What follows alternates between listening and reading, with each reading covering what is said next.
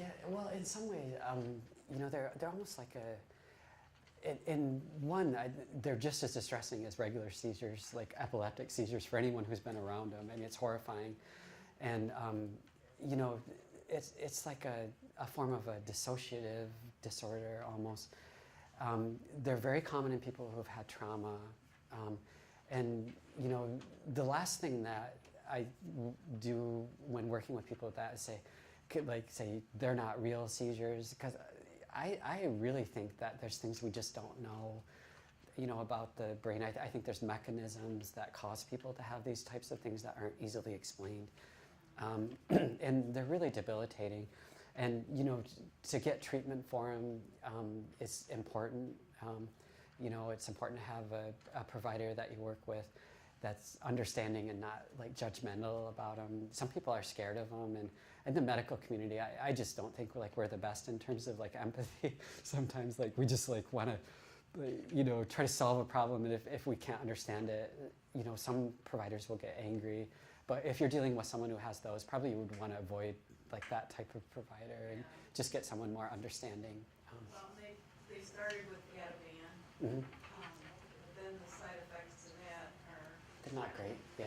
They walk around kind of in another world, Yeah. sleeping 20 hours a day and just not really... Right, so if you could do a trauma-focused cognitive behavioral therapy, if the person is able to participate, that can be very helpful too, along with the medication. And I've seen people where the psychogenic seizures actually will subside after a while. And so, yeah. Uh-huh. Yeah, the first thing you were talking about, you were having trouble with, they were finding the parents for the kids not going to school.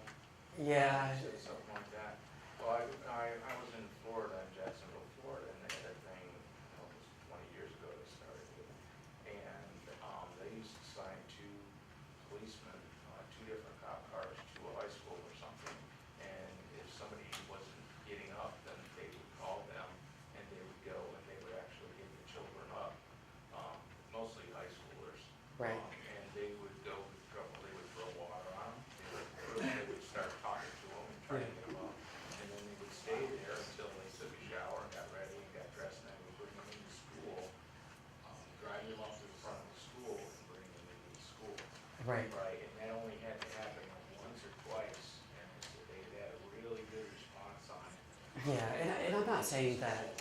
I'm just saying it's an option. I don't know who you talk to. Right. I'm not saying like in every case that would be... Right, yeah. I mean, maybe I think in some cases there's a role, but if people really have a severe and persistent mental illness, I think that might not be the right approach for that person. But if it's just a kid that doesn't like going to school, I mean, that could potentially work. Yeah, they're out drinking, or right. Yeah, a lot of the kids that I've worked with just are kids that were heavily traumatized through sexual, physical, emotional abuse at a very young age. Those are the situations where I would maybe become involved and say, I don't think that it would be productive to jail the caregiver. Not like a kid that maybe that has an intact family that just doesn't feel like going to school. I mean, that's like a different situation. Yeah. Mm-hmm. Yeah. Yeah. Mm-hmm. My son would never come to a meeting like this because of the anxiety. Right. So do you think it would help for anxious people to get together, or is it not really a good idea? Well, they do. I mean, and I don't think it's necessarily bad to have a sense of community. I mean, it certainly is a good thing. And, I've seen people get dramatic results if they feel that someone is going through something similar to them. In the way the internet is today, I mean, it's pretty easy to access, like, online communities, online forums, things like that, where people can feel supported. Yeah. I feel like my son reaches out with water because he doesn't seem to want anything that well, it's me. He thinks I think I know everything. So, Yeah. Well, all kids think parents. Yeah. Right. Yeah. So I don't know if he really wants to be around. They seem to not really want to. Yeah. I mean, everyone is a little bit different, and there isn't like a hard and fast rule, like in terms of like. So do you know of any groups, or do you just know that people do this? Yeah, I know at like Healthwest they run different groups and stuff.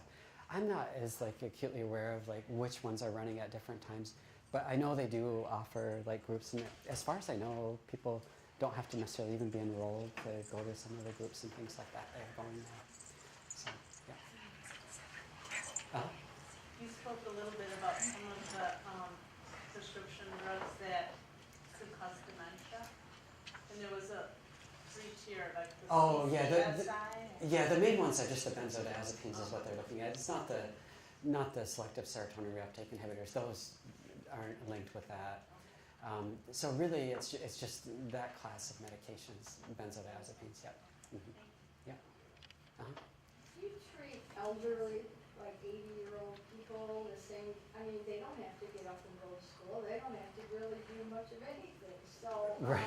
Seriously. Yep. So I don't know. Well, what I would look at more, yeah. Right. It doesn't mean they might not need help, but what I would look at more is just like the social connectedness. You're right in the sense that disorders like depression, anxiety are going to look different throughout the lifespan. Depression, particularly in the elderly, can look almost like dementia for some people in terms of memory difficulties, things like that. Anxiety in the elderly can be similar, confusion, things like that. And a lot of times, all the friends are gone. Right. They have passed. Yeah, support networks aren't as readily available to, yeah. Yeah, there you go. Right, but it doesn't, I mean, it's treatable. The worst thing in my mind is if you have someone that is elderly that you're close with or care about who's experiencing those symptoms.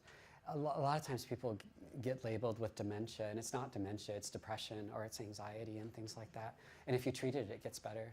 It really does, so, yep. Mm-hmm. Is there a strategy for getting more involved with, say, a 20-year-old who's over 18, that's your child, that is in therapy, and you're trying to understand more? Right. They're over 18 now. Yeah. What we do at our clinic is what we call like family psychoed. So where we give a lot of education around, different sort of disorders that people are experiencing, things like that. It's a touchy age in terms of like, if they don't want you yeah, right. They're gonna, like, most of the time, I'm guessing, kids in that age range aren't gonna want you to be acutely involved in their treatment. They're gonna talk about things that they don't want you to know about, or, it's just it's different. Just being supportive and willing to listen if they do come to you is, sometimes enough. But if you really did want to educate yourself more about, like, particular disorders and things like that, there's groups available out there. So, yeah. Mm-hmm. What is your take on ECT? For depression, I can tell you that I've seen dramatic results in terms of helpfulness. Same thing with certain forms of bipolar or schizophrenia. It can be quite helpful. We don't really know how it works. There's not a direct mechanism. For people who have had treatment failures with multiple medications, it's something you'd want to think about. And it's something that can really get people their lives back in some situations. But you have to become educated about it if you are, have a family member or a friend, and it helps them kind of feel better about it. It's anxiety provoking for people too, but I think it does work for the right person. Is that something that should be continued every couple of years, or? Well, for some people it is. Some people do maintenance therapy where they're going like once a week, once a month. Other people will go after an initial series of 9 to 12 treatments, 2 or 3 years without any recurrence of symptoms. So, yeah. Electroconvulsive therapy. It's where you induce a seizure, essentially, and it's under general anesthesia. Yep. Yep. You and then you. With my anxiety, I'm on medication, but I found one of the things that's really helped when anxiety is really severe, I'm overwhelmed, I cry. I have a good cry for about a minute, and there's somebody there with me. Sometimes I'm by myself. Just the crying releases that heaviness. Right. It's like, yeah. Yes, it's instant, and afterwards, I'm fine. I can focus, I can make decisions, but it's just Right. Well, yeah, and I mean, really, I think it doesn't hurt, it helps, right? And I mean, that's the case. People have their own unique coping skills sometimes, and you shouldn't discount them at all. I mean, it's just the way that people feel better, so, yeah. You had a question? Oh, I just wanted to say with the teens and young adults and everything that are dealing with like depression and anxiety and post-traumatic and everything else, like, I think for me, the biggest thing is, because I also have a teenage daughter who is a male son, he, she. It's just basically acknowledging whatever it is that they, do open up to you and talk to you, acknowledging what they're saying and not discounting it and Right. not saying, well, that doesn't make any sense, because it doesn't matter if it makes sense to you. It makes sense to them, and there really does have to be, at some point with working with them, a give and take type situation, because my 16-year-old son attempted suicide in January of last year.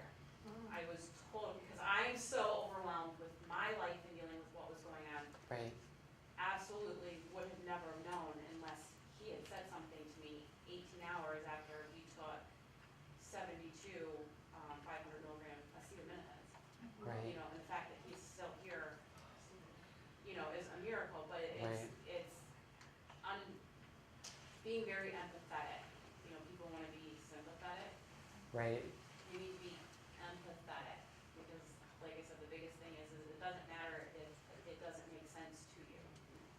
Right. Yeah, it doesn't always. It- Yeah. There is a rational thought process that they're having on A, B, C, D, E, which is gonna lead them to Z.